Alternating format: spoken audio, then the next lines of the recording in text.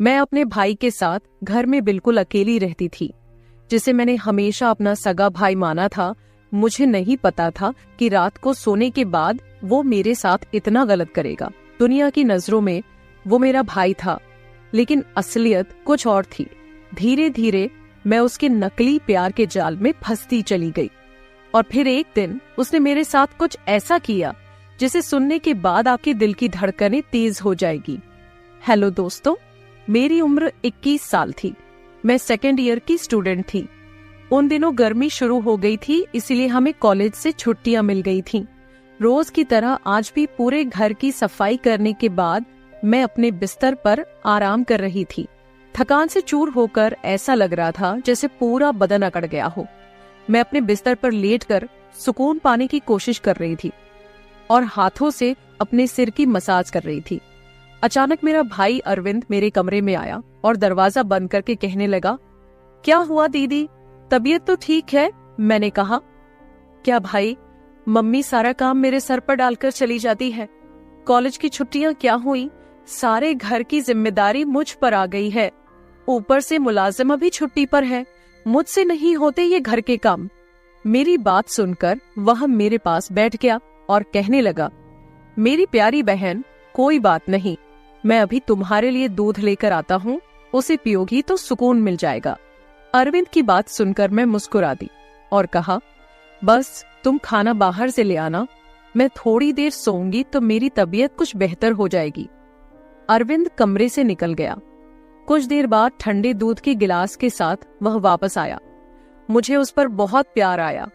दुनिया में बहुत कम ही ऐसे भाई होते हैं जो अपनी बहनों का इतना ख्याल रखते हैं। मैं उसे ढेर सारा आशीर्वाद देने लगी और उसका लाया हुआ दूध पीने लगी। दूध पीने के बाद मैंने ग्लास एक साइड पर रखा और लेट गई। अरविंद कहने लगा, चलो दीदी, मैं तुम्हारा सिर दबा देता हूँ, तुम सो जाओ। वह मेरे सिरहाने बैठ गया और अपने हाथों से मेरा सिर दबाने लगा। मुझे भी सुकून आने लगा था, दर्द भी कम होने लगा था। मैं आंखें मूंदकर सोने लगी और गहरी नींद में चली गई। पता ही नहीं चला कि घंटों तक मैं सोती रही थी। मेरी आंख मम्मी की आवाज पर खुली। मैं हड़बड़ाकर आंखें खोली तो मेरा सिर बुरी तरह से बोझिल था। घड़ी पर टाइम देखा तो रात के 9 बज रहे थे। मुझे एकदम झटका सा लगा। बड़ी अजीब बात थी कि पापा ऑफिस से वापस आ चुके थे। शायद थकावट की वजह से मुझे वक्त का एहसास ही न हुआ।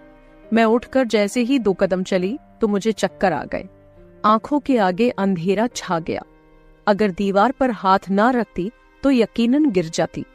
मैं फ्रेश होकर बाहर आई तो खाने के टेबल पर सब बैठे मेरा ही इंतजार कर रहे थे। मैं जाकर आराम के साथ कुर्सी पर बैठ गई। मुझे देखकर अरविंद खाना मेरी प्लेट में डालने लगा और फिर मम्मी से कहने लगा कि मम्मी, अन्नू पर काम का बोझ थोड़ा कम डाला करे। अरे, अगर काम वाली नहीं आ रही तो उसकी जगह किसी और को रख ले। ये बेचारी सारा दिन काम करके थक जाती है। देखे तो इसकी रंगत भी पीली पड़ चुकी है। मेरी हालत वाकई खराब हो चुकी थी। मैं काफी थकी हुई महसूस कर रही थी। मेरी मम्मी और पापा दोनों ही जॉब करते थे, क्योंकि सिर्फ पापा की जॉब से घर चलना मुश्किल था। ऊपर से हमारी पढ़ाइयों के खर्चे भी कुछ कम नहीं थे।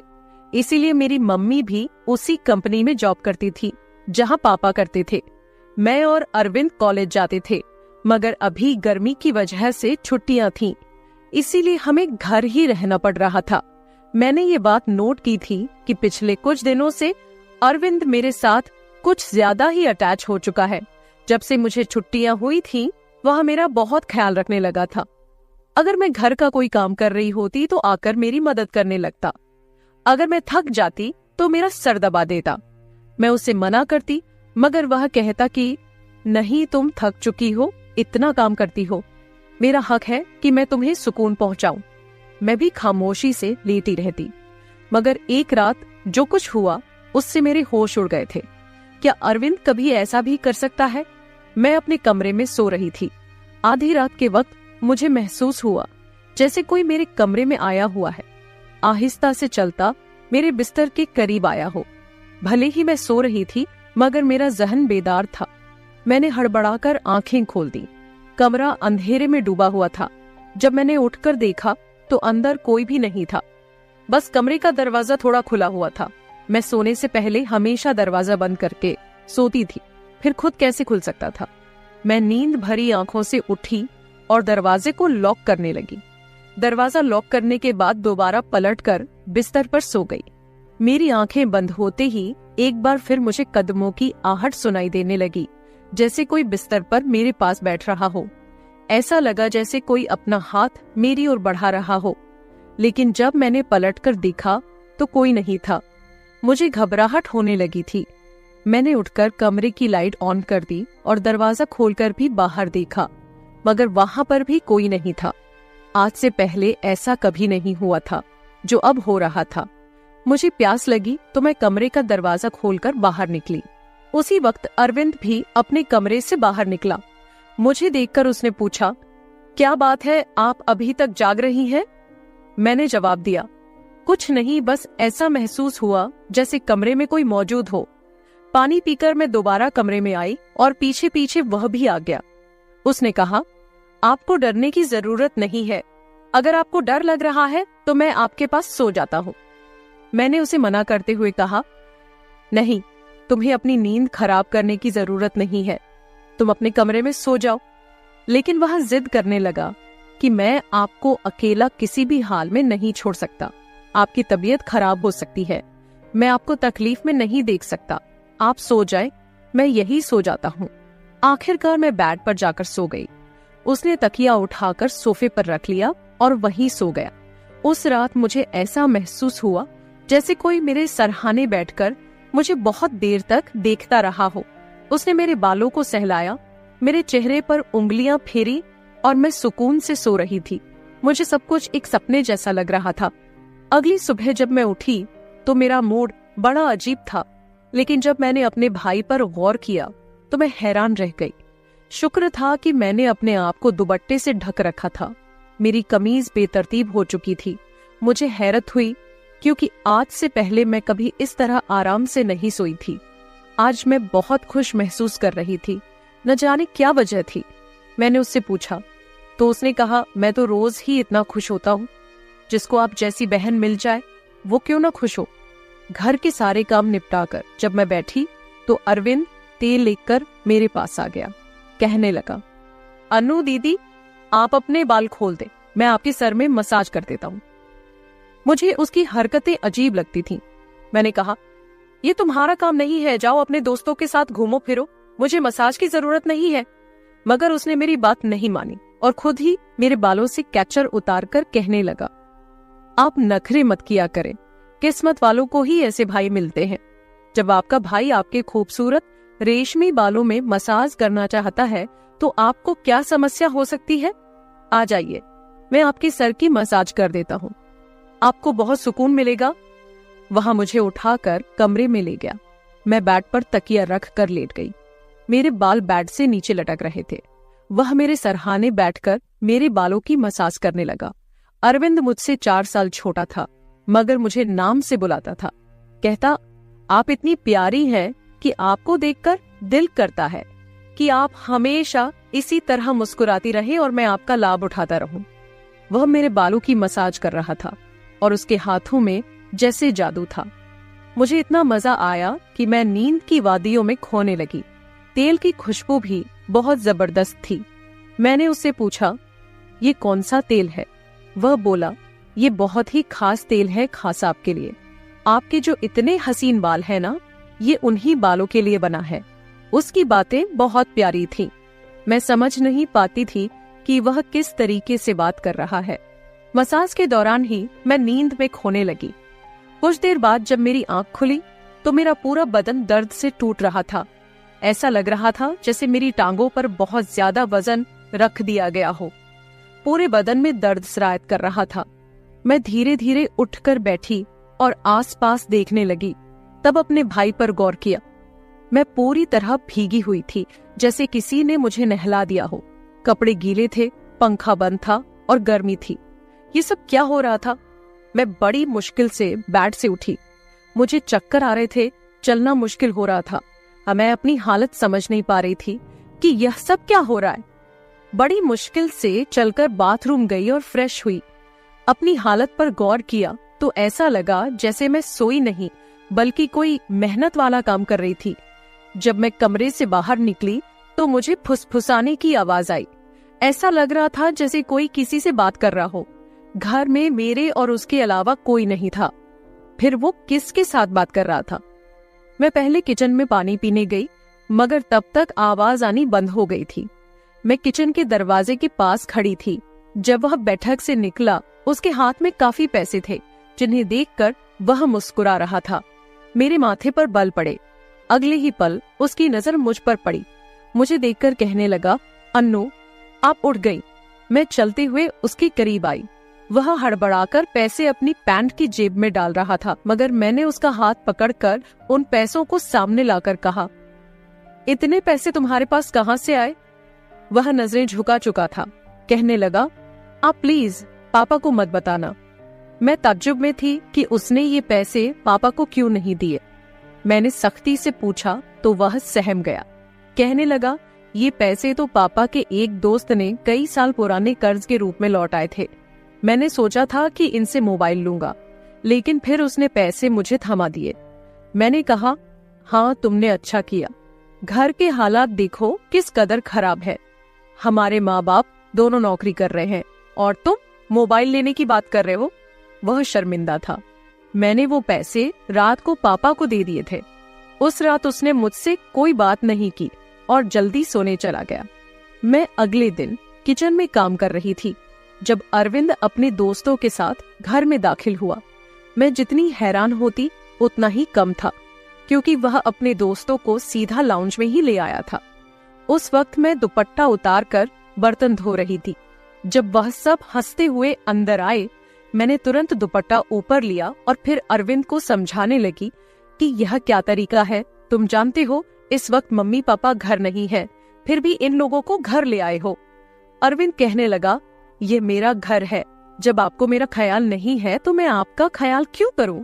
अच्छा खाना तैयार करो, मेरे बहुत खास दोस्त हैं। वह मुझसे काफी नाराज हो चुका था, मगर अब मैं क्या करती? खाना तो बनाना जरूरी था। मैं उसके दोस्तों के लिए खाना बनाने लगी तो वह बोला, खाना परोसने भी तुम खुद ही आओगी। मुझे अरविंद का रवैया हैरान कर रहा था। छोटी सी बात पर वह ऐसे कैसे बदल सकता था? मैंने खाना टेबल पर लगा दिया। मैंने गौर किया कि उसके दोस्त बार बार मुझे घूर कर देख रहे थे। वे सभी अरविंद की उम्र से बड़े थे और अजीब तरीके से घूर रहे थे, जैसे कच्चा ही खा जाएंगे। मैं अपने कमरे में बंद होकर रह गई। जैसे ही वे गए तो मैं अरविंद पर फट पड़ी कि दोबारा तुम्हारे दोस्त मुझे इस घर में नजर ना आए। मगर वह तो अगले ही पल मेरे गाल थामकर कहने लगा, इतना गुस्सा कहाँ से आता है? ठीक है, वो नहीं आएंगे दोबारा, मगर आप इस बारे में मम्मी पापा को कुछ नहीं बताएंगी। कैसा लड़का था ये! कभी प्यार जताने लगता तो कभी चिढ़ने लगता। मैंने हाँ में सर हिला दिया और अपने कमरे में चली गई। मुझे अरविंद की हरकतें कुछ मुश्किल सी लगने लगी थी, क्योंकि वह मुझे अजीब तरह से देखने लगा था। उस रोज भी जब मैं अपने कमरे में आराम करने के लिए सोई तो अचानक मुझे अपने पैरों पर किसी का हाथ महसूस हुए। मैंने बौखलाकर आंखें खोली तो अरविंद मेरे पैरों को अपनी गोद में रखकर मसाज दे रहा था। मैंने उसे ऐसा करने से मना किया, मगर वह कहने लगा, मैं जो कर रहा हूँ मुझे करने दे। इस घर में एक मैं ही हूँ जिससे आपकी इतनी फिक्र है। मम्मी पापा को तो काम से ही फुर्सत नहीं है। खैर मैं भी थक चुकी थी। आंखें बंद की और सोने लगी। अरविंद के हाथों मसाज करवाने से मैं नींद की गहराई में खोने लगी थी, मगर जब मेरी आंख खुली तो मेरे होश उड़ गए। मेरा सर बुरी तरह चकरा रहा था। बिस्तर की चादर बिल्कुल बेतरतीब हो चुकी थी। बिस्तर पर एक शर्ट और एक मेल परफ्यूम पड़ा था। ये सामान किसका था? मैं तो कुछ भी बोल नहीं सकी। सर में इतनी तेज दर्द था कि मैं दोबारा बिस्तर पर गिर गई। ऐसा लग रहा था जैसे किसी ने मुझे बेहोशी की दवा पिला दी हो। मुझे पास में फुसफुसाहट सुनाई दे रही थी, मगर कौन बोल रहा था यह मैं पहचान नहीं सकी। मुझे तो बस अरविंद की आवाज सुनाई दे रही थी। ऐसा लग रहा था जैसे वह मेरे कमरे में मौजूद हो और मुझे उठाने की कोशिश कर रहा हो। कुछ देर बाद जब मेरी आंख खुली तो सारा दृश्य मेरी नजरों के सामने घूमने लगा। मैंने सबसे पहले बेड की तरफ देखा जहां शर्ट और परफ्यूम पड़े थे, मगर अब वहां कुछ भी नहीं था। आज फिर मेरी हालत बड़ी अजीब थी। मैं बच्ची तो नहीं थी जो यह सब कुछ समझ न पाती। घर में मेरे और अरविंद के अलावा और कोई नहीं था। फिर मेरे सोने के बाद ऐसा क्या होता था कि मेरा पूरा शरीर पानी से नहला दिया गया हो। सिर्फ इतना ही नहीं, मेरा शरीर दर्द से चूर था और रंगत भी बिल्कुल पीली हो चुकी थी। दिन ब दिन मैं कमजोर होती जा रही थी। उस दिन भी अरविंद मेरे करीब आने की कोशिश कर रहा था, मगर मैं बहाना बनाकर अपने कमरे में आ गई थी। दिमाग में अजीब से विचार आने लगे थे। तबीयत भी काफी खराब थी। मेरी हालत देखकर माँ भी परेशान होने लगी। उन्होंने कहा कि वे अगले दिन ऑफिस से छुट्टी लेकर मुझे डॉक्टर के पास ले जाएंगी, ताकि पता चल सके कि मुझे क्या समस्या है। उस रात मैं बार बार उठ रही थी और ठीक से सो नहीं पाई। अगले दिन मेरे माता पिता हमेशा की तरह अपने काम पर चले गए थे। उन्हें शायद मेरी परवाह नहीं थी। मैं खुद ही डॉक्टर के पास गई, जहां अल्ट्रासाउंड में पता चला कि मैं पेट से हूँ। आखिर यह सब मेरे साथ कौन कर सकता था? अरविंद मेरा भाई था, लेकिन फिर मेरे दिमाग में यह बात आई कि मैं उसे सगा भाई समझती हूँ। बात ऐसी थी कि किसी से छिपी नहीं थी कि वो मेरा सौतेला भाई है।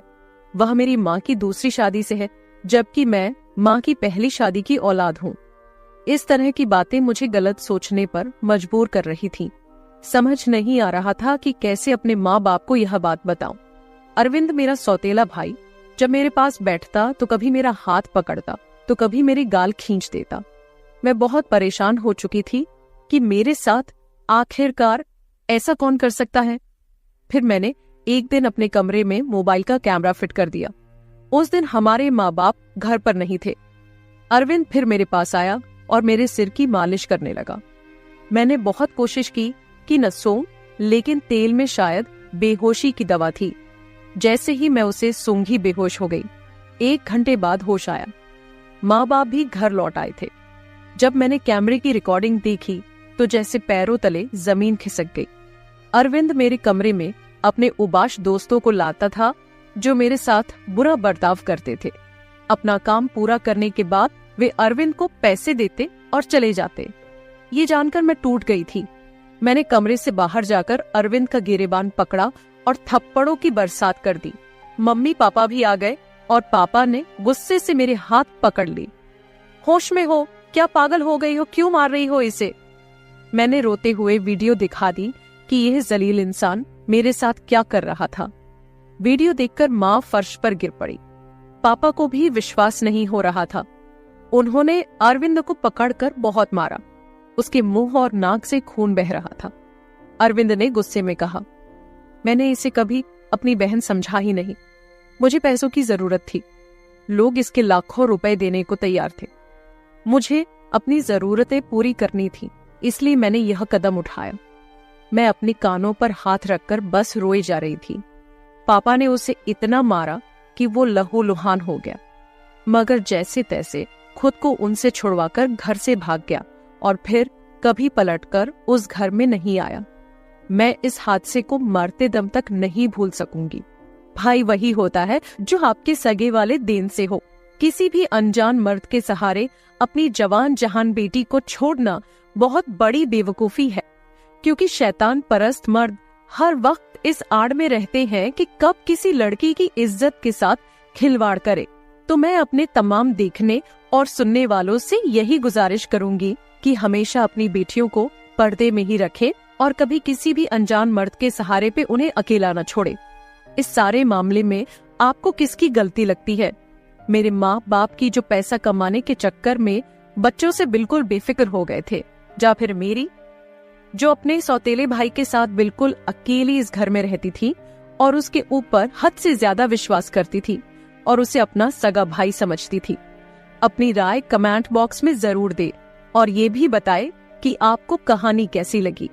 तो मेरे प्यारे दोस्तों, यह थी हमारी आज की छोटी सी कहानी।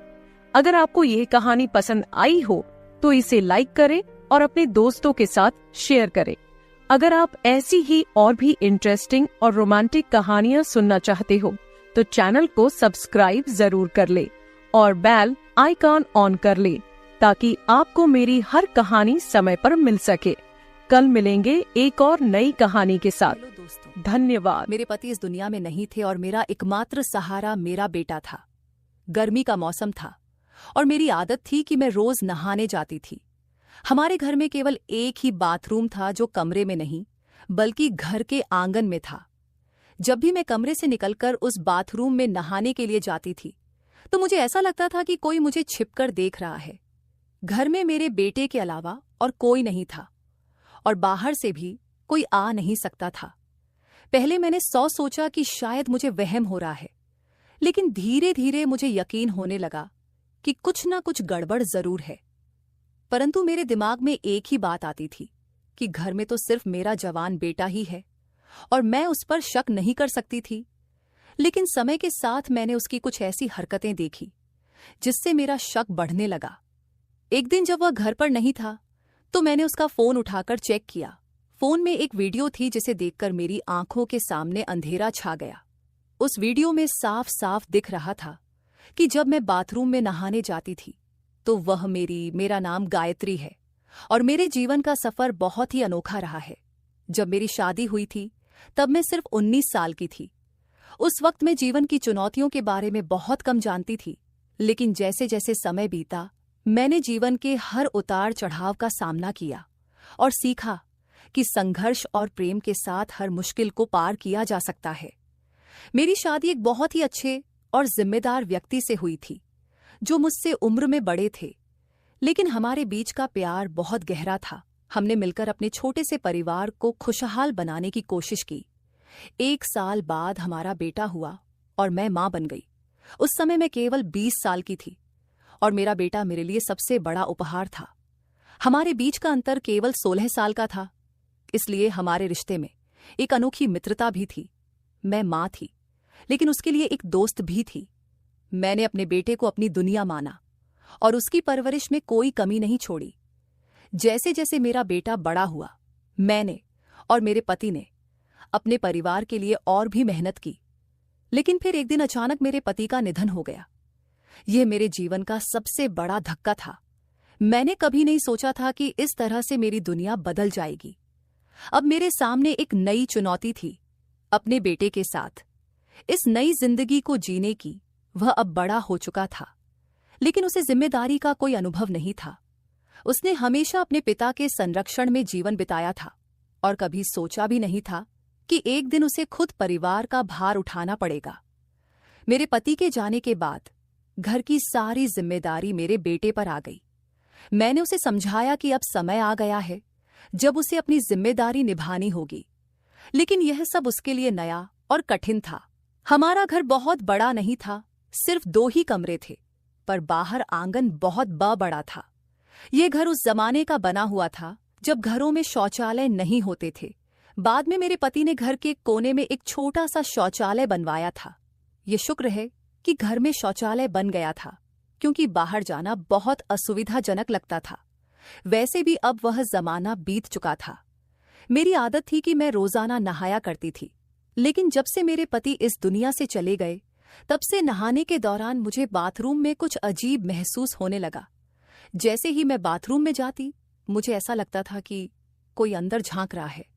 एक दिन मुझे ऐसा एहसास हुआ तो मैंने इधर उधर देखा, लेकिन वहां कोई नहीं था। मैंने सोचा शायद यह मेरा भ्रम होगा, लेकिन अगले दिन भी वही हुआ। अब मैं इस बात से बहुत परेशान हो गई थी, लेकिन यह ऐसी बात थी कि मैं अपने बेटे रोहन को भी नहीं बता सकती थी। रोहन मेरा जवान बेटा था, बेहद खूबसूरत, लेकिन उसने कभी मेहनत नहीं की थी। अब हालात ने उसे मेहनत करने पर मजबूर कर दिया था और इसी वजह से वह आजकल बहुत चिड़चिड़ा रहने लगा था। एक रात वह मेरे पास आकर बैठ गया और कहने लगा, मम्मी मैं बहुत परेशान हूँ, सब कुछ कैसे होगा? हम तो सिर्फ 2 लोग हैं, लेकिन फिर भी इतने सारे खर्चे हैं। मुझे तो अंदाजा भी नहीं था कि पिताजी इतना सब कुछ संभालते थे।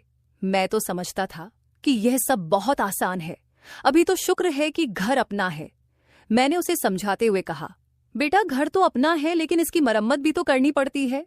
अगर समय पर ध्यान नहीं दिया तो यह भी खराब हो जाएगा। रोहन ने सर पकड़कर कहा, अब क्या करें? वैसे मेरे पास एक आइडिया है, आप मेरी शादी करा दो और लड़की वालों से कुछ पैसे मांग लो। उन पैसों से हम घर की मरम्मत भी कर लेंगे और कुछ काम धंधा भी शुरू कर लूंगा। जब मैंने उसके मुंह से यह बात सुनी तो मैं हैरान रह गई। मैंने उसे फटकार हुए कहा, मैंने तुझे कभी यह सब नहीं सिखाया। लड़की वालों से पैसे मांगना कोई अच्छी बात नहीं है। तेरे पिताजी ने मेरे माँ बाप से एक भी रुपया नहीं लिया था और तू इस तरह की बातें कर रहा है। मुझे यह सब कुछ बिल्कुल भी अच्छा नहीं लगता। मैंने तेरी परवरिश इस तरह से नहीं की है कि तू ऐसी बातें करे।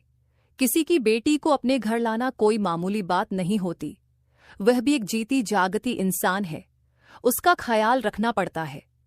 तेरे पिताजी बहुत अच्छे इंसान थे और मैं चाहती हूं कि तू उनसे भी बेहतर बने, लेकिन तू तो अभी से ही लड़की के दहेज पर नजर टिकाए बैठा है। अगर काम करना है तो मेहनत कर, खुद से कुछ कर। मेरे बेटे को मेरी बात बहुत बुरी लगी, जाहिर है उसे बुरा लगना ही था। वह कहने लगा, मम्मी खर्चे बहुत ज्यादा है। मैं तो आपसे अपने दिल की बात कर रहा था और आपने तो मुझे इतना लंबा लेक्चर दे दिया। ठीक है, मत करवाओ मेरी शादी। मैंने कहा, तेरी शादी तब तक नहीं करवाऊंगी जब तक तू कोई पक्की नौकरी नहीं कर लेगा। यह सुनकर वह इतना कहकर चला गया। आजकल नौकरी नहीं मिलती, कोई ना कोई जुगाड़ ही करना पड़ता है। मैंने पूछा, यह जुगाड़ क्या होता है? तो वह कहने लगा, जुगाड़ का मतलब है शॉर्टकट से पैसा कमाना। मैंने कहा, ऐसे कभी कुछ हासिल नहीं होता, मेहनत करनी पड़ती है। रोहन के जाने के बाद मैं अकेली बैठी सोचती रही। अब मुझे सिर्फ अपने बेटे की चिंता नहीं थी, बल्कि उस डर और अजीब एहसास की भी थी जो मुझे बाथरूम में होता था। क्या यह सच में मेरा वहम था या फिर कुछ और? मैं इस उलझन में थी कि किसी से बात करूं या नहीं। मैंने सोचा कि अगर मैं रोहन को यह बात बताऊंगी तो वह और भी परेशान हो जाएगा। मेरे पति के जाने के बाद से ही मैं बहुत अकेलापन महसूस करने लगी थी। घर की दीवारें मुझे जैसे घूरती सी लगती थी और हर रात जब मैं बिस्तर पर लेटती थी तो ऐसा लगता था कि मैं उन्हें महसूस कर सकती हूं। मैंने खुद को समझाने की कोशिश की कि यह सब मेरे मन का भ्रम है, लेकिन फिर भी वह डर मेरे दिल में गहराई तक बैठ गया था। रोहन की चिंता ने मेरी बेचैनी को और भी बढ़ा दिया था। मैं सोचने लगी कि अगर वह इसी तरह चिड़चिड़ा और निराश रहता है तो उसकी जिंदगी का क्या होगा। मैंने उसके भविष्य के बारे में कई सपने देखे थे, लेकिन अब ऐसा लग रहा था कि वे सपने दूर होते जा रहे हैं। अगली सुबह मैंने तय किया कि मुझे खुद को मजबूत करना होगा। मैं अपने डर और चिंताओं के आगे झुक नहीं सकती थी। मैंने निश्चय किया कि मैं अपने बेटे को सही मार्ग दिखाऊंगी और उसे मेहनत की अहमियत समझाऊंगी। मैंने रोहन को उसके पसंदीदा नाश्ते के साथ बुलाया और उसकी थाली परोस हुए कहा, रोहन, मैं समझती हूं कि तुम पर बहुत दबाव है और यह सब तुम्हारे लिए नया है, लेकिन याद रखना, किसी भी बड़ी सफलता के लिए मेहनत और धैर्य की जरूरत होती है। शॉर्टकट से कभी कुछ हासिल नहीं होता, और अगर होता भी है तो वह ज्यादा दिन टिकता नहीं। रोहन ने मेरी बात ध्यान से सुनी, लेकिन कुछ नहीं कहा। मैंने उससे कहा, मैं तुमसे बहुत उम्मीदें रखती हूं और मुझे यकीन है कि तुम सही रास्ता चुनोगे, चाहे जितनी भी मुश्किलें आएं। अगर तुम मेहनत करोगे तो सब ठीक हो जाएगा। रोहन ने बस सिर हिलाया और नाश्ता करने लगा। मैं जानती थी कि उसे समय चाहिए, लेकिन मुझे भरोसा था कि एक दिन वह मेरी बात समझेगा। शाम को जब मैं बाथरूम में नहाने गई तो, तलाश कर लो, फिर मैं तुम्हारी शादी श्वेता से करा दूंगी, लेकिन ज्यादा वक्त नहीं लगा सकते क्योंकि वह भी जवान है और तुम भी लड़कियों की शादी जल्दी होनी चाहिए। उसकी माँ भी उसकी जल्दी शादी करवाना चाहती थी। अब तो तेरे पिताजी भी इस दुनिया से चले गए हैं, तो अब तुझे ही सब कुछ देखना है, इसलिए अच्छा है कि कोई नौकरी कर ले। मेरा बेटा कहने लगा कि नौकरी नहीं मिली, लेकिन एक काम मिला है जिसमें बहुत पैसे हैं, पर काम थोड़ा गलत है। मैंने पूछा, क्या मतलब, कौन सा काम है? और तू ऐसे क्यों कह रहा है कि थोड़ा गलत है? गलत तो गलत होता है, थोड़ा गलत क्या होता है? मेरे बेटे ने कहा, मम्मी आपको बताकर मैं पछता रहा हूं, ऐसी बात नहीं है, बाद में बताऊंगा। और यह कहकर वह कहीं चला गया। मैं सोचती रही कि वह क्या कह रहा था। मेरा दिल बैठ गया, क्योंकि आजकल जिस तरह की हरकतें हो रही हैं, किसी भी जवान लड़के या लड़की को अपनी बातों में फंसाना कोई बड़ी बात नहीं रह गई है। मेरा दिल डूब सा गया था। मैं जानती थी कि इस दुनिया में अच्छे लोग भी हैं, लेकिन बुरे लोग भी कम नहीं हैं, जो अपने स्वार्थ के लिए दूसरों का इस्तेमाल करते हैं। क्या रोहन भी किसी गलत राह पर जा रहा था? उस रात मैंने सोने की कोशिश की, लेकिन मन में बेचैनी बनी रही। रोहन की बातों ने मेरे अंदर एक अजीब सा डर पैदा कर दिया था। मैं समझ रही थी कि रोहन मुझसे बहुत कुछ छिपा रहा है, और यह बात मुझे अंदर ही अंदर खाई जा रही थी। मेरे पति के जाने के बाद से ही मैं खुद को बहुत अकेला महसूस करने लगी थी। रोहन ही मेरा सहारा था, और अब उसी के बारे में मुझे चिंता सताने लगी थी। मैंने उसे बड़े प्यार से पाला था, उसे सिखाया था कि ईमानदारी और मेहनत से ही जीवन में सफलता पाई जा सकती है। लेकिन अब ऐसा लग रहा था कि वह मेरी बातों को भूलकर किसी गलत रास्ते पर चलने की सोच रहा है। अपने पति के जाने के बाद मैंने खुद को बहुत मजबूत बना लिया था, लेकिन अब रोहन के बारे में सोचकर मेरा दिल कमजोर हो जाता था। क्या मैं रोहन को सही रास्ते पर ला पाऊंगी? क्या वह समझ पाएगा कि जीवन में शॉर्टकट नहीं होते और गलत रास्ते पर चलने का परिणाम हमेशा बुरा ही होता है? मैंने अपनी एक दोस्त से सुना था कि उसके पति ने उसकी वीडियो वायरल कर दी थी। इस बात ने मेरे दिल में भी एक डर बैठा दिया था। मैं सोचने लगी कि कोई मेरे साथ भी ऐसा कर सकता है। कोई मुझे बार बार क्यों देखेगा? कहीं ऐसा तो नहीं कि कोई मेरा वीडियो बना रहा हो और मुझे पता ही ना हो। ये सोचते ही मेरा दिल बैठ गया। मैंने अपनी पूरी जिंदगी अपने पति के साथ बहुत अच्छे तरीके से बिताई थी। मैं एक शरीफ औरत थी, और अब इस उम्र में अगर मेरे साथ कुछ ऐसा हो जाता तो मैं क्या करती? मेरे जवान बेटे को अगर यह बात पता चल जाती कि यह सब कौन कर रहा है, तो वह शांत नहीं बैठता। वह जज्बाती और जोशीला था, और उसे भी कुछ करना था। यह सब सोचकर मैं बहुत डर जाती थी। हमारे शौचालय की स्थिति ऐसी थी कि वह घर के कोने में बना हुआ था, जिसकी पिछली दीवार गली की ओर थी। उसमें एक बड़ा सा रोशनदान था, जिसके ऊपर कुछ भी नहीं लगा हुआ था। रोशनदान इतना ऊंचा था कि वहां से कोई दिखाई नहीं देता था, इसलिए हमने उस पर ना कोई कपड़ा लगाया और ही जाली। लेकिन अब मेरा दिल बहुत बेचैन हो गया था, इसलिए नहाने से पहले मैंने उस रोशनदान के ऊपर अपना दुपट्टा लगा दिया ताकि कोई देख ना सके। लेकिन वहां तक पहुंचने के लिए किसी को किसी ऊंची चीज पर चढ़ना पड़ता। गली का स्तर ऊंचा था और हमारा घर नीचा, इसलिए मैंने सोचा इतनी मेहनत कोई क्यों करेगा, वो भी एक बूढ़ी औरत के लिए। हालांकि मैं इतनी बूढ़ी भी नहीं थी, मेरी उम्र अभी सिर्फ 35 साल की ही थी। मेरा बेटा जवान था और मैं उसकी शादी करना चाहती थी। जब मैं नहाकर बाहर निकली तो ये देखकर हैरान रह गई कि कपड़ा अपनी जगह से हटा हुआ था। अब तो मुझे अजीब सा महसूस होने लगा। मुझे रोना आने लगा कि मेरे साथ यह सब क्या हो रहा है। मैंने तो कभी किसी के साथ बुरा नहीं किया था। अब मैं क्या करूं? अपने बेटे को बता दूं? मामला अब बहुत बढ़ चुका था। इसका मतलब था कि कोई ना कोई था जो मेरे साथ यह सब कर रहा था। लेकिन यह बात भी सोचने वाली थी कि किसी बाहरी आदमी को यह कैसे पता चला कि मैं किस समय नहाने जाती हूं। मैं रोजाना एक समय पर नहाने नहीं जाती थी। कभी सुबह नहा लेती थी, कभी दोपहर को, और कभी खाना बनाने के बाद। और गर्मी के मौसम में तो मैं दिन में 2 बार भी नहा लेती थी, क्योंकि मुझे बहुत ज्यादा गर्मी लगती थी और साफ सुथरा रहना मुझे अच्छा लगता था। मुझे ये बात समझ नहीं आ रही थी, लेकिन फिर मैंने तय किया कि बेटे को बता ही देती हूँ। मैंने उसे सीधे सीधे नहीं कहा कि मुझे पक्का यकीन है, पर मैंने उसे बताया कि जब मैं नहाने जाती हूँ तो मुझे ऐसा लगता है कि कोई मुझे देखता है। मुझे शक है कि यह रोशनदान की तरफ से होता है। मुझे लगा था कि यह सुनकर मेरा बेटा पागल हो जाएगा और कहेगा, कौन है वह, मैं पता करता हूं, उसे नहीं छोड़ूंगा। लेकिन उसके जवाब ने मुझे चौंका दिया। उसने बस इतना कहा, कोई बात नहीं, आपको ऐसा ही लगा होगा। इस बात को छोड़िए, परेशान होने की जरूरत नहीं है। कौन है जो ऐसी हरकत कर सकता है? आप इन सारी बातों को भूल जाइए। उसने इस बात को इतना हल्के में ले लिया कि मैं हैरान रह गई। मुझे उससे ऐसी प्रतिक्रिया की बिल्कुल उम्मीद नहीं थी। वह तो बड़ा गुस्से वाला था, और अपनी मां के मामले में उसे तो और भी गुस्सा आना चाहिए था। घर की औरतें तो अपनी इज्जत होती हैं, लेकिन वह बिल्कुल भी परेशान नहीं हुआ। मुझे लगा कि उसे परेशान होना चाहिए था, फिर उसने क्यों नहीं किया? मैं उसकी मां थी और यह बड़ा मामला था, लेकिन वह मजे से बैठा रहा।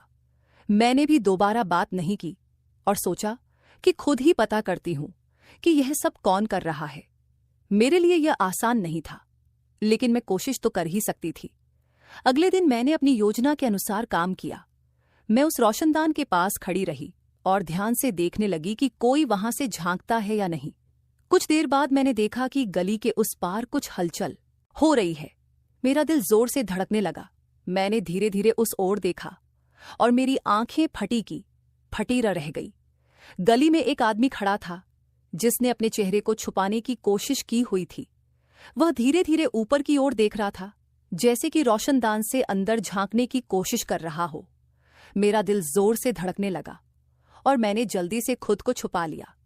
अब मुझे यकीन हो गया था कि मेरे शक सही थे। कोई ना कोई था जो मेरी हरकतों पर नजर रख रहा था। अगले दिन मैंने अपनी दोस्त से कहा कि मुझे एक कैमरे वाला फोन चाहिए। मैं रिकॉर्डिंग करना चाहती हूँ। उसके पास फोन था पर मेरे पास नहीं। उसने कहा, एक दिन के लिए अपना फोन तुम्हें दे दूंगी, पर पहले मुझे बताओ कि बात क्या है। मैंने कहा था कि अभी नहीं बता सकती, बाद में बता दूंगी। मैं उस फोन को बाथरूम में रखना चाहती थी और रोशनदान की तरफ कैमरे का मुंह करके देखना चाहती थी कि मुझे बाहर से कौन देखता है। मुझे लगा कि मैंने बहुत अच्छा आइडिया सोचा है, इससे बेहतर और कुछ नहीं हो सकता। इससे रिकॉर्डिंग भी हो जाती, वीडियो भी बन जाती और मुझे पता चल जाता कि हरकत कौन कर रहा है। साथ ही मेरे पास सबूत भी आ जाता। मैंने अपनी दोस्त से फोन लिया और उसे ऐसी जगह पर रखा, रोशनदान की तरफ कैमरा कर दिया और रिकॉर्डिंग शुरू कर दी। लेकिन जब रिकॉर्डिंग देखी तो हैरान रह गई, क्योंकि रिकॉर्डिंग ठीक से नहीं हो पाई थी। शायद उसके फोन का कैमरा खराब था। इसके बाद उसने अपना फोन मांग लिया और कहा कि उसे फोन की जरूरत है। वह लोगों की बेटियों के रिश्ते करवाने का काम करती थी, इसलिए मैं बार बार उससे फोन नहीं मांग सकती थी। हमारे पास इतने पैसे भी नहीं थे कि उस जगह को बंद करवा दे या फिर बाथरूम कहीं और बनवा दें। घर के हालात पहले से ही खराब थे। जब मेरे पति का निधन हुआ तो पता चला कि उन पर बहुत सारा कर्ज था। अब वे लोग सामने आ रहे थे और अपने पैसे मांग रहे थे। मेरा बेटा भी कुछ कर नहीं पा रहा था, क्योंकि उसके पास कोई स्थायी काम नहीं था। लोग मुझसे कहते थे कि उसकी शादी करवा दो, दहेज के पैसों से वह कोई बिजनेस शुरू कर लेगा और घर में बहू भी आ जाएगी, जिससे तुम भी अकेली नहीं रहोगी। मेरा बेटा आजकल बहुत परेशान रहता था। एक दिन उसने किसी से फोन पर बात करते हुए कहा, आजकल लोग ऐसी वीडियो से बड़े पैसे कमा रहे हैं, लेकिन ऐसी वीडियो बनाना इतना आसान नहीं है। एक वीडियो की ही तो बात है और अगली वीडियो आते ही लोग पिछली को भूल जाते हैं। मैं उसकी बात सुनकर हैरान रह गई। ये कोई फिल्म या ड्रामा नहीं था, सीधे सीधे बातें हो रही थी। मुझे समझ नहीं आ रहा था कि कहीं वह वही बात तो नहीं कर रहा था जो मेरे मन में आ रही थी। अगर एक पति पैसे कमाने के लिए अपनी पत्नी की वीडियो वायरल कर सकता है, तो क्या एक बेटा पैसे कमाने के लिए अपनी माँ की वीडियो वायरल नहीं कर सकता? अगर ऐसा नहीं था तो फिर वह ऐसी बातें क्यों कर रहा था? वह अपने पास कोई खास काम नहीं था। कभी कभी वह एक गाड़ियों के शोरूम में काम कर लेता था, जिससे उसे रोजाना के थोड़े बहुत पैसे मिल जाते थे, लेकिन यह कोई स्थायी नौकरी नहीं थी। उसकी बातें सुनकर लग रहा था कि उसके पास बात करने के लिए और कोई विषय नहीं था। जैसे ही उसने फोन रखा, मैं उसके पास गई और पूछा, तुम किससे बातें कर रहे थे? कौन सी वीडियो बनाओगे और वायरल करोगे? क्या तुम भी उस आदमी की तरह कुछ करने का सोच रहे हो जिसने अपनी बीवी की वीडियो वायरल कर दी थी? मेरा बेटा यह सुनकर हैरान रह गया। उसने कहा, मम्मी, आप कैसी बातें कर रही हो? बात को कहां से कहां जोड़ रही हो? मैं अपने दोस्त से बात कर रहा था, बस वैसे ही बात हो रही थी। मैंने फिर उससे पूछा, तो फिर वह कौन सी वीडियो थी जिसकी बात कर रहे थे? आजकल तो हर तरफ औरतों की ही वीडियो वायरल होती हैं, जिनमें या तो वह डांस कर रही होती है या फिर कुछ और कर रही होती है। देखो, अगर मुझे पता चला कि तुमने भी कोई गलत हरकत की है तो मैं तुम्हें जेल से भी नहीं छुड़वाऊंगी, अड़ वजह से मुझे जेल जाना पड़े। फिर मैंने उसे याद दिलाया, मैंने तुम्हें बताया था कि जब मैं नहाने जाती हूं तो मुझे ऐसा लगता है कि कोई बाहर खड़ा होकर देख रहा है। तुमने इस बारे में क्या किया? पहले तो वह घबरा गया, फिर कहने लगा, मैंने भी आपको कहा था कि आपको वहम हो रहा है, ऐसा कुछ नहीं है। अब मुझे भी गुस्सा आ गया। मैंने उससे कहा, और अगर ऐसा हुआ तो तुम क्या कर लोगे? क्या उखाड़ लोगे? उस आदमी का तुम्हें शर्म नहीं आती? कि एक बार जाकर जांच कर लेते कि ऐसा है या नहीं। किसी से थोड़े पैसे उधार लेकर इस बाथरूम के रोशनदान को बंद करवाने की कोशिश करो। ये रोशनदान इतना बड़ा है कि यहाँ से कोई आदमी छलांग भी लगा सकता है। जब तुम्हारे बाबा ने शौचालय बनवाया था तब जमाना ऐसा नहीं था। मुझे लगा था कि यह सब सुनकर तुम गुस्से से लाल पीला हो जाओगे और कुछ करोगे, लेकिन तुम तो हाथ पर हाथ धरे बैठे हो। मेरे बेटे ने एक अजीब सी बात कह दी। उसने कहा, अगर आपको ऐसा लगता है कि बाथरूम में जाते हुए कोई आपको देखता है तो फिर आप बाथरूम में मत जाया करो। ऐसी उल्टी बात तो वही व्यक्ति कर सकता है जिसका दिमाग उलझा हुआ हो। और मेरे बेटे का दिमाग सच में बहुत उलझा हुआ लग रहा था। आखिर ऐसा कैसे हो सकता है कि मैं बाथरूम में ना जाऊं? गर्मी का मौसम था, क्या मैं नहाती भी नहीं? मुझे तो नहाने का शौक था और साफ सुथरा रहने की आदत भी थी। मैं इस बारे में बहुत सोचती रही और अब मुझे समझ आ गया था कि मुझे क्या करना है। मुझे अपने बेटे पर नजर रखनी थी, क्योंकि इस घर में और कोई नहीं था और बाहर से भी कोई अजनबी हमारे घर में नहीं आता। मैं हैरान थी कि मेरे बेटे को अचानक से क्या हो गया था। पहले वह छोटी छोटी बातों पर इतना गुस्सा करता था, लड़ने मरने को तैयार हो जाता था, लेकिन अब वह बिल्कुल सामान्य हो गया था। उधर श्वेता की माँ बार बार कहती थी कि उसकी बेटी मेरे बेटे को पसंद करती है। वह चाहती थी कि मैं उसे कहूं कि कोई अच्छी नौकरी कर ले ताकि दोनों की सगाई कर दी जाए। लेकिन मैं सोचती थी कि मेरे बेटे को आजकल कुछ समझ ही नहीं आ रहा है कि वह किस दिशा में जा रहा है। लेकिन श्वेता भी पागल थी, जो रोहन से प्यार कर बैठी थी। मुझे लगता था कि अगर वह वाकई उससे प्यार करती थी तो उसे किसी और से शादी नहीं करनी चाहिए थी, चाहे उसे कुछ साल तक इंतजार ही क्यों ना करना पड़ता। श्वेता मेरे दोस्त की इकलौती बेटी थी और अपने घर में सबसे ज्यादा लाडली भी। वह मुझे भी बहुत सुंदर लगती थी।